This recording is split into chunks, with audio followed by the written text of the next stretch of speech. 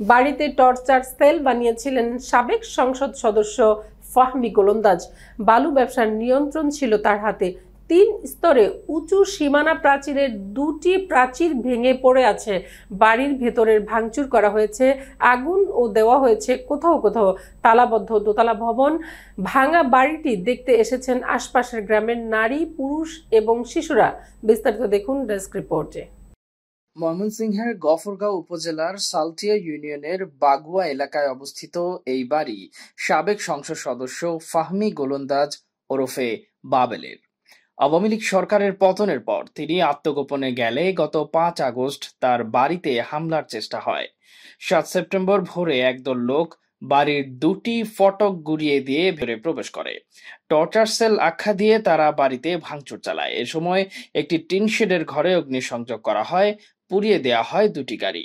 9 September বাড়িটি ঘুরে দেখতে দেখতে হঠাৎ চোখ আটকে যায় পেছন দিকে পুকুর পাড়ের একটি টিনের চালার নিচে 3টি লোহার খাঁচায়। খাঁচাগুলো শূন্য। খাঁচায় কি রাখা হতো এমন আলোচনা উঠতেই বাড়ি দেখতে আসা ব্যক্তিদের একজন নাম প্রকাশ না করে বলেন, শুনেছি একটি খাঁচায় কুকুর রাখা হতো। কেউ এমপি সাহেবের সাথে বেয়াদবি করলে তাকে কুকুরের খাঁচায় ছেড়ে দিয়ে শাস্তি দেয়া হতো। 2014 সালে প্রথমবার ময়মনসিংহ 10 গফরগাঁও আসনের সংসদ সদস্য নির্বাচিত হওয়ার পর থেকেই ফাহমি গোলন্দাজের বেপরোয়া শাসন শুরু হয় বলে অভিযোগ করেছেন স্থানীয় বাসিন্দা ও রাজনৈতিক দলের নেতাকর্মীরা। ব্রহ্মপুত্র নদের পাড় ঘেঁষে গফরগাঁও উপজেলার অবস্থান। 2019 সালে বাংলাদেশ অভ্যন্তরীণ নৌ পরিবহন কর্তৃপক্ষ BIWT এর প্রকল্পের অধীনে নদে খনন শুরু হয়। প্রকল্পের একজন কর্মকর্তা বলেন, কাজ শুরুর সময়ই ফাহমি গোলন্দাজ প্রতিবন্ধকতার সৃষ্টি করেন। তার উদ্দেশ্য ছিল বিনা পয়সায় বালু নেয়া। পরে কাজ শুরু হলে উপজেলার ধলা থেকে কাপাসিয়ার টোক পর্যন্ত প্রায় 40 কিলোমিটার অংশের অবৈধ বালু বাণিজ্য নিজের নিয়ন্ত্রণে নেন ফাহমি।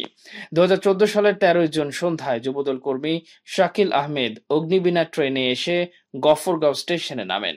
সঙ্গে সঙ্গে তাকে ছিনতাইকারী অভিযোগ তুলে মারধর করা হয়। খবর পেয়ে পুলিশ তাকে বাঁচাতে আটক করে নিয়ে যেতে চাইলে ছিনিয়ে নিয়ে আবারও মারধর করা হয়। এতে শাকিল মারা যান।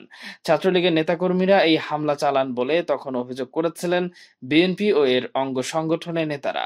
শাকিল হত্যায় পুলিশ মামলা না নিলে পরে আদালতে একটি মামলা হয়।